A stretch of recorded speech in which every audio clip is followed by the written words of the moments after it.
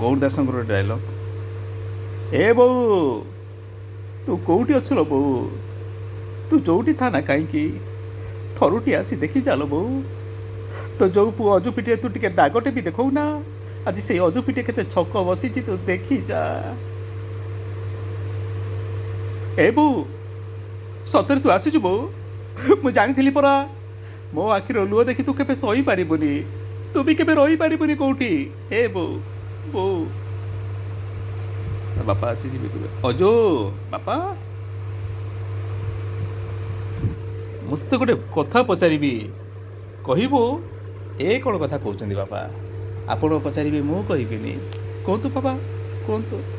ତୋ ସାବତ ମା ତୋତେ ଏତେ ବାଡ଼ଉଛି, ଏତେ ଗାଳି କରୁଛି, ହେଲେ ବାବା ତୁ ଟିକେ ବି ପ୍ରତିବାଦ କାହିଁକି କରୁନି ଅଜୁ?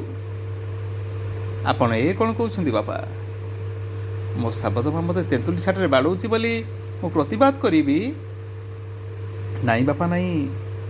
ଆପଣ ଦେଖିବେ ବାପା, ଦିନ ଆସିବ ଯେଉଁ ବୋଉ ମୋତେ ଏବେ ତେନ୍ତୁଳି ଛାଟରେ ବାଡ଼ଉଛି, ସେଇ ବୋଉ ଦିନେ ବଡ଼ଦାଣ୍ଡରେ ଛିଡ଼ା ହେଇ ଚିତ୍କାର କରି କହିବ ଯେ ମୋ ପୁଅ ପରି ପୁଅ ଏ ଦୁନିଆରେ ଆଉ କେଉଁ ମା'ର ବି ନାହିଁ। ଆରେ ଅଜୁ ବାପା, ବୋଉ ତୋ ବାପ ନୁହଁରେ, ତୁ ହଉଛୁ ମୋ ବାପ। ନାଇଁ ବାପା ନାଇଁ। ଆପଣ ଏତିକିରୁ ଭାଙ୍ଗି ପଡ଼ୁଛନ୍ତି ବାପା?